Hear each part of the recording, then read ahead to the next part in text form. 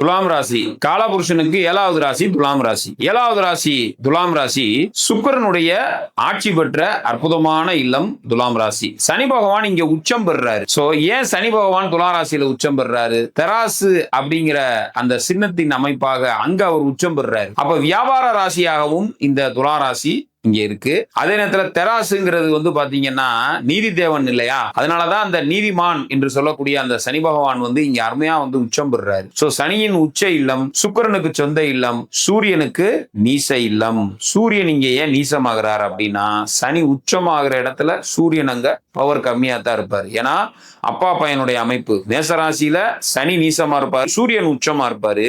இங்க சனி உச்சம், சூரியன் நீசம். சரிங்களா?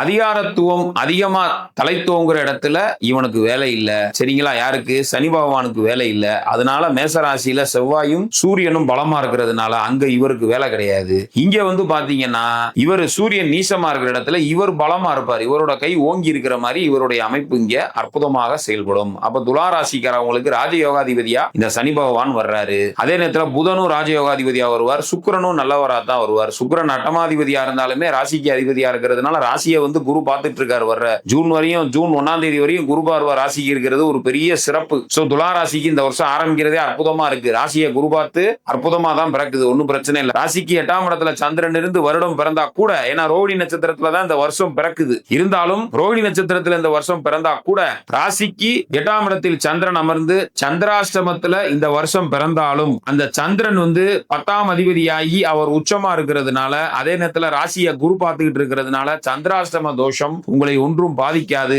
தொழில் ரீதியா வந்து நல்ல டெவலப்மெண்ட், அதே நேரத்துல நினைக்கிற காரியம் கைகூடுறதுங்கிறது இந்த துளாராசிக்கு வர்ற ஜூன் 1ஆம் தேதி வரையும் குரு பார்வை இருக்கிறது எக்ஸலண்ட். ஜூனுக்கு அப்புறம் வந்து அந்த குரு பயிற்சி வந்து உங்களுக்கு 10ஆம் இடத்துல உச்சமானாலுமே உத்தியோக ரீதியா உங்களுக்கு மாற்றங்களை கொடுக்கும், உத்தியோக ரீதியா வந்து டிரான்ஸ்பர் கிடைக்கும். சோ நல்ல விஷயங்கள் பூரா துளாராசிக்கு கண்டிப்பான முறையில் ஜூன் 2ஆம் தேதிக்கு 2ஆம் தேதியில இருந்து, ஏன்னா ஜூன் 2ல தான் குரு உச்சமாகிறாரு. சோ 10ஆம் இடத்துக்கு போறாரு. சோ 10ஆம் இடத்துக்கு குரு போச்சுன்னா பதவி பை போகும் அப்படின்லாம் நினைக்க வேண்டாம்.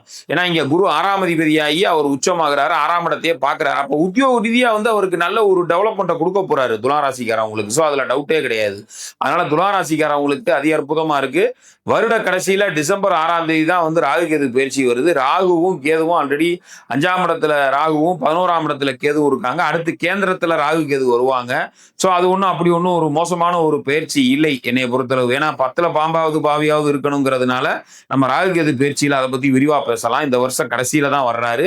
இப்ப வருடக்கோள்கள் வந்து ராகு கேது 5-11 இருக்கிறதும், அதே நேரத்துல சனி பகவான் வந்து பாத்தீங்கன்னா இப்ப இவருக்கு வந்து 6ஆம் இடத்துல சனி அற்புதமா உட்கார்ந்து இருக்கிறது, குரு 9ல இருக்குது. வருடக்கோள்கள் எல்லாமே இந்த வருஷத்துல ஆரம்பிக்கும் போது அருமையான இடத்துல உட்கார்ந்து சஞ்சாரம் பண்றதுனால துளாராசிக்கு இந்த வருடம் வந்து நினைக்கிற காரியம் கைகூடக்கூடிய அற்புதமான ஆண்டாகத்தான் துளாராசிக்கு இருக்கும். சரிங்களா?